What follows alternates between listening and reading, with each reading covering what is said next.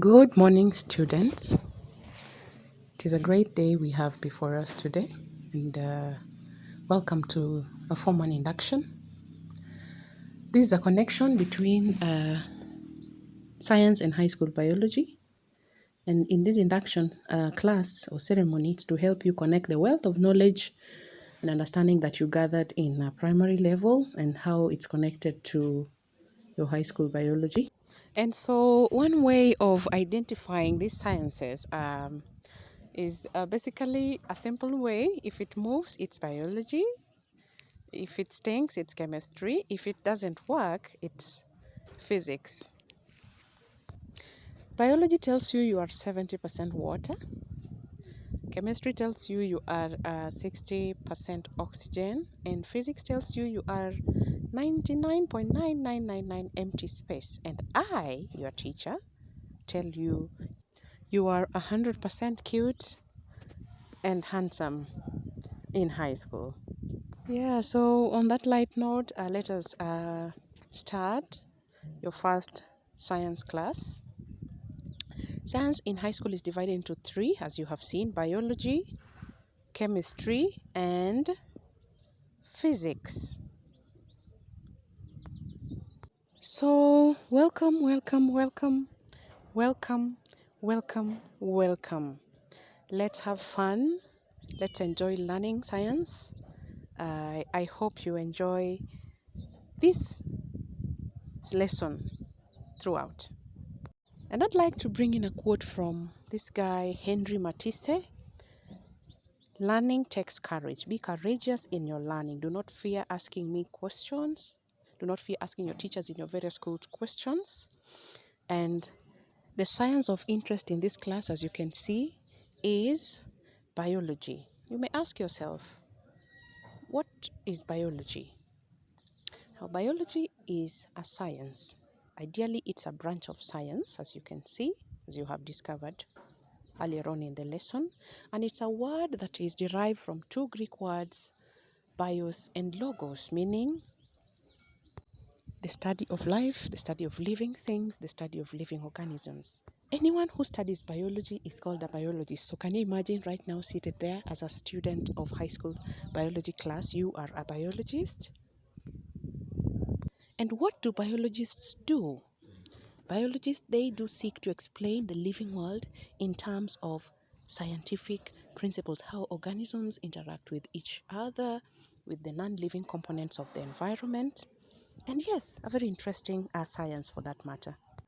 So it's a science that basically seeks to answer questions of life, what happens in organisms, what happens externally on organisms, and it uses scientific principles where practicals are carried out, experiments are carried out, and the knowledge gained is used to make the world a better place. So if you're a scientist, you're supposed to make the world a better place. Well, on to the learning methods that you should expect in your classrooms. You will find a plenty of lessons, biology in the biology syllabus in high school in the 844 system. Remember, there is this new curriculum coming up, the CBC system.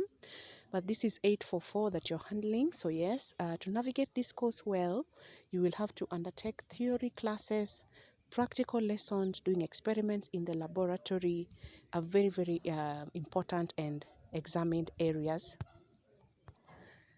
So to learn, you must be a curious student. You must be a student who wants to also participate in class, because every day is a learning day in a science class.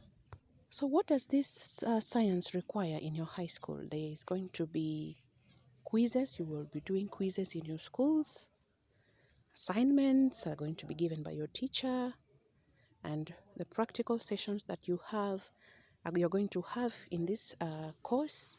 And also, you're going to draw a lot of graphs, that is under biostatistics, for the biological processes and for the biological experiments that you will undertake, or you will be given data of in the different topics you will handle.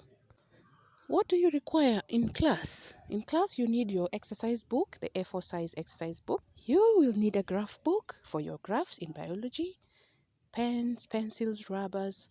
And for the pens, I suggest you have different colors of pen, red, blue, black, and use that in your notes to make it visually appealing. And I would also recommend this secret.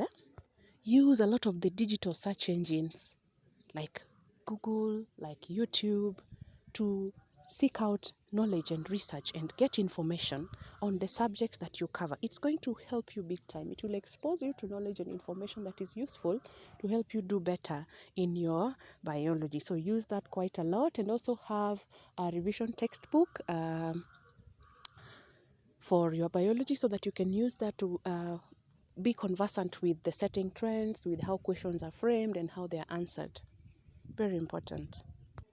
On to the assessment or evaluation. These ones seek to query you on what you have learned. So you expect quizzes, expect midterms in your schools, expect a final exam in your schools in the 844 system. Definitely those are there. And you can do very well in your exams if you're a lifelong learner, if you're a student who participates, if you're a curious student. And remember, exams do not measure your intelligence, it just measures achievement of certain standards of exam. So ensure you practice, ensure you prepare very well so that you can have a good go at the exam. It covers the following. So a standard exam in biology has 3 papers: biology paper 1, 2, and 3. Though at this level in most schools, maybe you will not get to do the 3, but what I want you to do is just to prepare for it. Read all the topics and content that you cover in your Form 1. Move with the teacher, of course, but also read ahead and revise with your books, with the revision books. I recommend that you try a revision book. I found it to be very useful, and just prepare. The way it is scored, as you can see there is paper 1 and 2 added and then multiplied by 0.375, and then paper 3 added directly. So this one will be more useful as you move along in the course. We also have the grading system is as you can see here. So if you do not get the excellent, you can still get the very good or average, fair, or below average. Whatever it is that you get, remember, it is not a measure of your intelligence and full potential, but I would encourage that you give the science your all, okay? So let's connect science in primary and biology in secondary. In your grade 5 science, you learn several topics, as you can see: the human digestive system, food and nutrition, efficiency diseases, breathing system, classification in plants, and also health education and HIV and AIDS. In your secondary biology, you're going to meet them also, like in Form 1, there is nutrition in animals in Form 1, nutrition in plants and animals, still Form 1. Gaseous exchange, Form 2, just like the breathing system you had in grade 5. Transport in plants, Form 2, and reproduction, Form 3. In your grade 6 science, you did health education and diseases. This one is diseases in all the topics, like from Form 1, Form 2, you're going to meet them. Human reproductive system also, you're going to meet reproduction in Form 3. Growth and development in plants, there is that same one in Form 3. Waterborne diseases, pollution, there is that. Ecology in Form 3. In your grade 7 science, you had circulatory system, they had blood vessel circulation. You're going to meet that as transport in animals in Form 2. You did drug and drug abuse, there is excretion in plants in Form 2. Environment, the plants and the habitat, you're going to meet that as ecology in Form 3. And lastly, in your grade 8 science, you did reproduction in humans and excretory systems. You're going to meet that as reproduction in animals in Form 3, as excretion and homeostasis in Form 2. You also did STI and HIV AIDS. That's reproduction in Form 3, reproduction in animals. Plant adaptation to the environment, that's ecology in Form 3. There was animal feeding habits and movement, that is in nutrition in animals in Form 1, support and movement in Form 4. You also did soil and air pollution, that is ecology in Form 3. So you can clearly see that biology as a science is not something new to you as a student in high school. It is something that has been part of your learning all through the years of your primary level. So just keep it there, learn, keep your curiosity levels high, keep enjoying your lessons, keep being curious, keep asking, keep reading, keep finding out, and have a positive attitude towards the subject. Love the subject with all your heart, and you're going to be a great scientist in the world. Look at the photos, for example, of the great men and women of all time in biology. And not just biology, not just in biology, but there are scientists who have, some of them cut across, like even in physics. So keep discovering, keep learning, and remember this. You too can become one great biologist in this life, okay? Otherwise, thank you so much for the lesson that we have had together. I am Teacher Angie of Mentor Generations.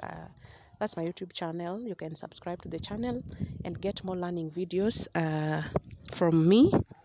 And a lot of mentorship sessions also have there. So you can reach out to me on the comment section if there's a topic in life, in biology you'd like me to cover.